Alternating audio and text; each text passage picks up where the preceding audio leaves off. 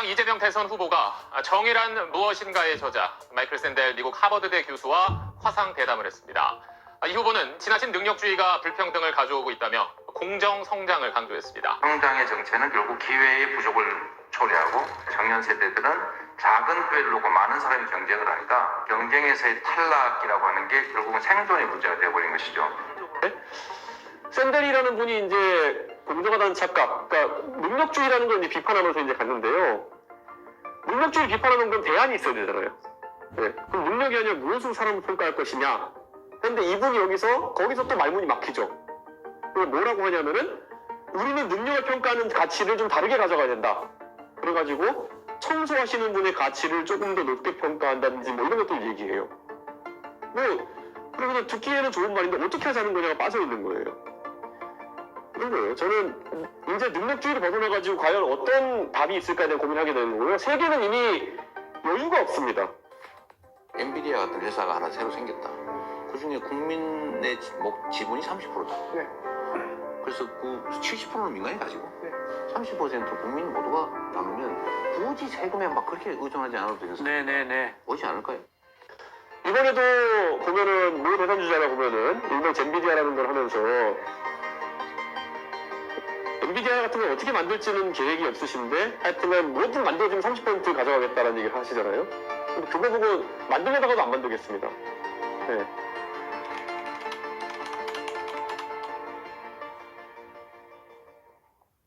저는 그리고 대한민국의 능력주의라는 걸 우리가 한번 다시 봐야 될 것 같은 게요. 샌델 교수가 저희 모교의 교수고 아주 명강의로 하는 사람이 유명하지만은 사실은 뒷술 좀 하자면 필수 과목이라서 그래요. 예. 여러분이 거기 한번 정의란 무엇인가 막 이렇게 몇백 명이 막 극장에서 듣고 이런 거 있잖아요. 필수 과목이에요. 예. 그래가지고 집객이 자동으로 되는 과목입니다. 가면 그리고 맨날 그냥 열려있는 질문들 던지면서 그냥 수업하잖아요. 예. 그런데 샌델이라는 분이 이제 공정하다는 착각, 그러니까 능력주의라는 걸 이제 비판하면서 이제 갔는데요. 능력주의 비판하는 건 대안이 있어야 되잖아요. 예. 그럼 능력이 아니라 무엇으로 사람을 평가할 것이냐. 근데 이분이 거기서 또 말문이 막히죠. 뭐라고 하냐면은 우리는 능력을 평가하는 가치를 좀 다르게 가져가야 된다. 그래가지고 청소하시는 분의 가치를 조금 더 높게 평가한다든지 뭐 이런 것들 얘기해요. 그러면서 듣기에는 좋은 말인데 어떻게 하자는 거냐가 빠져있는 거예요. 그러니까 저는 이런 것들을 보면서 근데 이런 책들이 한국에 많이 팔리죠. 예. 정의란 무엇인가. 저희 때는 그냥 그 수업도 대충 듣던 건데 한국만 보면 이게 완전히 샌델이 완전 세계에 약간 그 철학가처럼 돼 있어가지고 놀랍긴 한데 오늘자 조선일보 신문에 나왔던 건데요. 지금 미국 사람들은 실적 외에는 다른 걸 바라보지 않습니다. 예전에 미국의 주요 기업들 같은 걸 보면은 CEO들에 대한 사실상의 약간 인종차별적인 분위기가 있긴 있었어요. 엔지니어들 출신들이 올라가기 어려웠던 것도 있고 그리고 무색인종이나 이런 분들이 CEO 하는 게 이제 드물었어요. 근데 지금은 미국의 빅테크라는 곳은 전부 다 지금 이제 중국계나 인도계가 장악해가고 있습니다. 해외 주식 하시는 분들 다 아는 이름이죠. 네. 여러분이 아마 LG 에너지 솔루션 사장 이름 몰라도 저는 알 겁니다. 근데 이분들이 이제 유명해졌는데 사실 이 정도 이제 경쟁을 위해서 뭐든지 끌어갈 수 준비가 되어 있는 그런 게 글로벌 환경인데 대한민국은 여기서 아직까지 답을 찾지 못하고 있다. 국제적 생존 경쟁에서 이기려면 어떻게 해야 되냐 우리 고민이 깊어지는 거고요. 저는 이러려면은요 가장 먼저 풀어나가야 될 게요. 돈 버는 것에 대한 우리 관점 바뀌어야 되지 않을까라는 그런 생각을 해요. 대한민국에 최근에 보면은 사업하는 사람들이 아예 창업을 한국에서 하지 않고 실리콘밸리가 창업하는 경우가 늘어나고 있습니다. 왜 그러냐면은 돈을 벌었을 때 무슨 일이 발생하느냐. 우리 너무 잘 알고 있기 때문이죠. 여러분 쿠팡이 성공했잖아요. 쿠팡의 성공 모델 중에 가장 으뜸이 뭡니까? 미국에 상장한다. 네. 쿠팡이 만약에 미국에 상장하지 않았으면은 엄청난 유통 관련 규제에 계속 끌려다녔을 가능성이 높다. 이렇게 말씀드리면 때 되면은 정치인이 가서 사회공헌 좀 하시죠 하고 이런 거 시작해가지고 예. 기업이 법인세를 20% 가까이 내는 것보다 더 큰 사회공헌이 뭐가 있을까요? 예. 어디에 가서 사람이 밥차 한번 하면 되는 건가요? 삼성전자가 1년에 내는 화성 지역에서 삼성전자가 1년에 내는 법인세면은 지방 법인세만 3천억인데 그러면 그 화성사업장에서 나오는 국세는 3조 원이라는 얘기인데 10배 차이 나니까 지방세랑 3조 원이면 사람이 합치면 1조 원 됩니다 전국에. 근데 우리는 그런 것들을 존먹듯이 빼먹는 것이 당연하다고 생각하고 있죠. 네, 정치인들이 가가지고 사람을 합쳐 좀 하시죠. 어디 우리 뭐 콘서트 한번 열어주시죠 이런 것들. 세금보다 더 짜증나는 그런 어떤 것들을 요구하는 경우가 있죠. 그리고 애국하시라 뭐 이런 거. 네. 투자계획 발표해라 뭐 이런 거. 근데 그런 것들을 벗어난 쿠팡은 애초에 알았던 거죠. 한국에 사업하려고 그러면은 그런 걸 벗어나야 된다. 배달의 민족을 하자마자 왜 독일 기업 팔았을까요? 엄청나게 민주당이 조질 거 알았으니까. 을지로위원회, 을 지킨다 이래가지고 와가지고 배달의 민족이 외국 기업이 아니었으면 이미 계속 수수료 낮춰 이거 하고 있을 겁니다. 배달의 민족이 잘했다는 건 아닙니다. 그런데 그와 별개로 그 영향에서 벗어나겠다는 것은 자연스러운 본능이겠죠. 그러니까 저는 애초에 기업의 이익 자체가 귀속되지 않는 그런 나라가 되어버려 가는 거죠.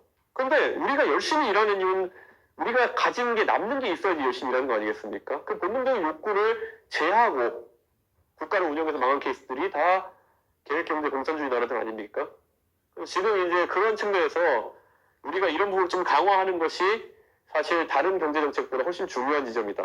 저는 그런 생각합니다. 이번에도 보면은 모 대선주자가 보면은 일명 젠비디아라는 걸 하면서 엔비디아 같은 걸 어떻게 만들지는 계획이 없으신데 하여튼간 뭐든 만들어지면 30% 가져가겠다라는 얘기를 하시잖아요. 근데 그거 보고 만들려다가도 안 만들겠습니다. 네. 그게 말이 좋아가지고 뭐 30% 지분 투자라고 30% 지분에 든 대가를 가져간다는 거지. 아니 그거 할 능력이 있으면 벤처 캐피탈리스트라지 왜 그거를 대통령 하겠다 나섭니까? 워런 버핏보다 잘하는 건데 그거는. 그러니까 저는 그런 측면에서 좀 너무 정치권이 이런 돈 버는 문제를 너무 가볍게 생각하고 강구하고 있는 것이 아닌가라는 생각을 좀 해봅니다. 저는 대한민국이 이제 위기에 살 수 있는 건 사람에 대한 무한 투자라는 생각을 합니다. 네. AI나 소프트웨어 같은 AI나 아니면 로봇이라는 것이 소프트웨어 하드웨어에서 이제 생산성을 높여가기 시작하면서 저는 제가 항상 고민하는 게 지금 민주당이 최저임금 가지고 싸우고 있잖아요. 최저임금 제도 약점이 뭡니까 여러분? 경제학 개론을 두면 최저임금이 왜 위험하다고 생각하십니까? 그것은 최저임금보다 낮은 생산성을 가지는 사람은 고용될 가능성이 없기 때문이죠. 그러니까 최저임금보다 낮은 생산성을 가지는 사람이 나타난다 그러면은 그 사람은 취업시장에서 제외되는 게 최저임금의 역설이죠. 아직까지 뭐 그런 사람이 많지는 않을 거예요, 대한민국에서. 네.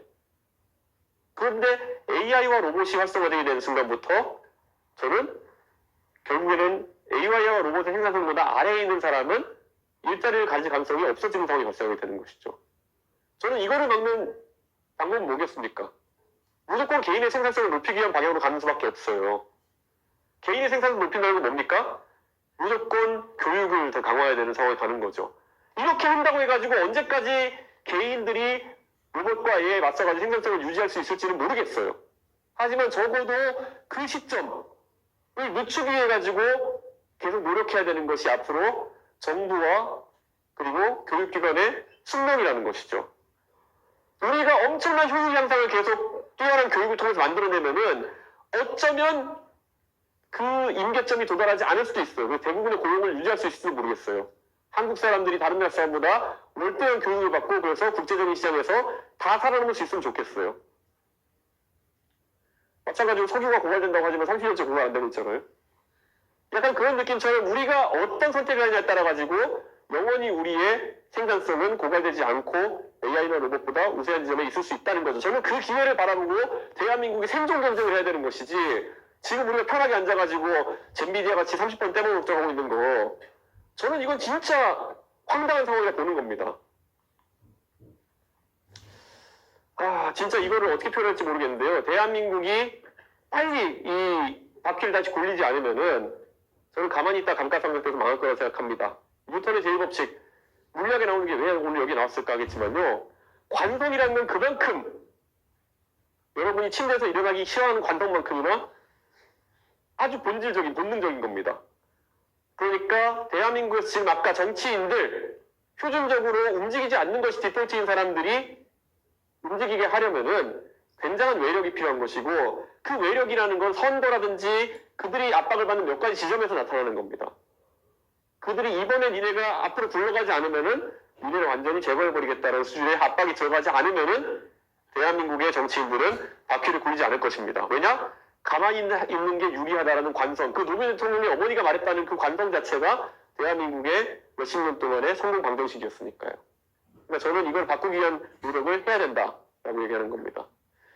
민주당도 이제 낡아 빠진 생각들 바꿨으면 좋겠고요. 여러분, 2016년인가요? 그때 미국에 버니 샌더스라는 사람이 이제 정치하러 나섰습니다. 대통령 선거 나왔죠. 그때 1대 99라는 분위기가 횡행했던 때였습니다. 월가를 점령하라. 1이 99를 착취하고 있기 때문에 1을 털어가지고 99가 잘 되는 방향이 있다고 했던 게 1대 99의 얘기였죠. 그런데 요즘은 1대 99라는 것이 미국 민주당에서도 사실상 얘기 잘 안 하는 이론입니다. 근데 한국 민주당은 아직까지 이걸 붙들고 있죠. 그래서 뭡니까? 세금 많이 걷어가지고 25만 원씩 나눠주겠다 이런 거. 아니면은 금투세 같은 거. 처음에 진성준 의원님이 들고 나왔을 때 금투세, 진성준 의원님이 계속 이해를 못했어요. 아니 주식으로 5천만 원 이상 버는 사람은 돈을 얻겠다는데 왜 맨날 돈 날려먹는 개미 투자에 난리냐. 이해가 안 가는 거죠. 왜냐? 5천만 원 이상 버는 사람이면은 엄청 잘 버는 사람인데 주식으로만. 왜 맨날 100만 원씩 까먹고 있는 사람들이 반대하느냐. 그 사람 돈 뜯어가지고 여기 주겠다는 건데. 이제 그 정도 간단하지 않다는 걸 아는 거죠. 경제적인 그런 시장이라는 것이. 그 5천만 원 버는 큰 돈들이 떠나게 되면은 내가 들고 있는 삼성전자 고작 5주가 떨어질 수 있다는 생각을 하기 시작한 거죠. 그렇기 때문에 가진 자를 터는 것이 나한테 꼭 유리하지 않다라는 것을 본능적으로 알게 된 것이죠. 그럼 이 상황에서 경제전략도 좀 바뀌어야 되는 것인데 아직까지도 이것을 답습하고 있으니까 저는 경제정책이 앞으로 나가지 못하는 게 아닌가라는 생각을 하는 거죠. 마찬가지로 저는 여의도에서 좀 어설프게 논리적으로 성립이 안 되는 것들 들고 가지 않았으면 좋겠다라는 생각인데 여러분 지금 반도체에 관해 가지고 삼성전자가 메모리 반도체에서 뒤처지기 시작했다는 거는 놀라운 일입니다. 삼성전자는 30년 가까이 메모리 반도체에서 기술적인 면에서 뒤처진 적이 없어요. 그럼 최근에 HBM이나 이런 분야에서 SK 하이닉스에 뒤처지기 시작하고 그런 것들이 대두되면 삼성의 위기가 얘기나오고 있어요. 그러면은 저기 여기서 냉정하게 우리가 정상적으로 시장에 대해 이해하고 있다면요. 이거에 대해 정치인들이 해결하겠다고 할 때 문제를 먼저 인식했는데 문제가 뭐라고 보십니까? 삼성의 문제가? 저는 첫째이자 99%가 경영진의 잘못된 경영적 판단이라 생각해요. 그게 정상적인 전 판단이라 생각합니다. 왜냐? HBM이라는 기술에 대해 가지고 적절한 시기에 투자할 것을 하지 못했고 시장을 오판해가지고 하이닉스한테 리딩 그런 포지션을 뺏긴 거니까요. 그런데 그렇게 지적을 하고 그건 네가 알아서 해결해 삼성 이렇게 가야 되는 부분인데 정치권에서 일제히 나온 얘기가 뭐냐면은 삼성은 잘할 수 있는데 52시간 규제 때문에 연구원들이 잠을 더 자가지고 삼성이 뒤처졌다. 이 논리거든요. 그래서 저는 이걸 듣는 순간 본능적으로 저는 머리에서 필터링이 돼요. 그러니까 모든 소리가 이렇게 되거든요. 근데 여의도에 가면은 저 빼고 299명이 저 얘기하고 있어요. 예. 흡사 52시간 규제를 없애면 삼성이 다시 기술적으로 발전할 것처럼. 전혀 인과관계가 없는 사안인데. 왜냐? 같은 52시간 규제를 받는 SK 하이닉스는 왜 전 분야에서 리딩 컴퍼니가 되고 있을까요? 그러니까 우리가 이런 것들을 보면 그냥 형식 논리상으로도 그냥 다 풀어볼 수 있는 거거든요. 물론 52시간 풀어줘가지고 조금 더 노동력을 저렴하게 사용할 수 있다고 한다면 조금이라도 좋아지겠죠. 그런데 그게 메이저 팩터가 아니라는 것 정도는 알 수 있어야 되는 거죠. 그럼 정치인들이 왜 그런 말 앵무새처럼 얘기하느냐? 기초적으로 그 논리적으로 판단할 생각을 하지 않고 두 번째로는 누가 써준 논리를 얘기하고 있는 거죠. 누가 써줬을까요? 삼성이 써줬겠죠. 이게 어떻게 대한민국 정치권이 사회에 존경받는 세력으로서 국가의 주요 의사결정을 한다고 말할 수 있을까요? 저는 그래서 오늘 이걸 얘기한 이유가 뭐냐면은 이재용 부회장이 메모리 사업부 자만에 빠져서 AI 대처 못해라고 얘기한 것이 약간 본인이 회장인데 저런 소리 하지 약간 이런 생각이 들긴 하지만은 그래도 삼성의 실책을 인정했다는 것 좀 굉장히 크다는 생각을 한 거예요. 이재용 회장이 저 말씀하시고 나가지고 삼성전자 주식이 5% 올랐죠. 네, 다시 좀 미끄러지긴 했지만은 왜 그럴까요? 삼성이 적어도 52시간 같은 거는 붙들고 남 탓하고 있지 않구나. 적어도 옛날에 저 이건희 회장의 아들이 이건희 회장이 나중에 가서 품질 경영 얘기하면서 핸드폰 불태우고 이런 걸 다시 생각해냈나? 이런 생각을 하게 된 거죠.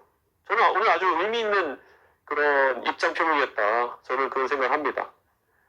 잘 할지는 앞으로 지켜봐야겠죠. 근데 이런 것들이 정치권에서 잘 판단할 수 있어야 되는데 대한민국 정치권에 이런 것들 판단 잘 안 합니다. 여의도에 가보면요. AI 그러면서 맨날 나오는 게 GPU 사주세요 이렇게 얘기 안 해요. 예. GPU를 왜 사줘야 되나요? 국가에서? 예. 국가가 GPU를 공동구매하면 싸게 살 수 있나요? 그러니까 이런 것들이 혼돈되는 거예요. 예. 그러니까 AI 산업을 진행한다라고 하는 거는 분명히 AI의 모델을 만들고 소프트웨어 만들어가지고 그것이 예를 들어 중국의 딥시크나 이런 모델보다 훨씬 더 뛰어나고 추론에 있어가지고 뛰어나고 이런 거를 개발한 훌륭한 엔지니어들이 나와야 되는 것이 우리 숙명인데 GPU를 사달라는 거는 이런 거죠. 그러니까 게임 개발을 잘하는 것과 프로게이머를 기르는 건 다르거든요. 그럼 GPU를 사달라고 하는 것은 약간 그것과 걔가 다른 거예요. 만약에 모델이 아주 훌륭한 게 있다. 모델이 진짜 딥시크를 능가하고 오픈 AI를 능가할 만한 모델이 나왔다. 그러면은 그때 한 2배 가격 때려받고 GPU 사면 돼요. 근데 그 모델이 나올 기미가 보이지 않는 상황 속에서 GPU 사면 됩니다라고 하는 거는 약간 주객이 전도된 거죠.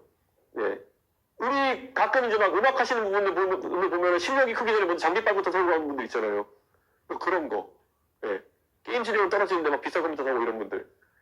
그러니까 그런 거가 왜 정치권에서는 당연하다는 듯이 받아들여지고 저기에 수천억 세금 쓰자는 말이 자연스럽게 들리는지 그런 거죠. 그 수천억 GPU 살 돈으로 예를 들어서 AI 연구하는 어딘가 대학원생들한테 1년에 10억씩 줄 테니까 골방에서 이것만 연구하라면 훨씬 더 좋은 결과가 나올 수 있겠죠. 제가 그런 사람에서 압니다. 네. 컴퓨터든 그래야 약간.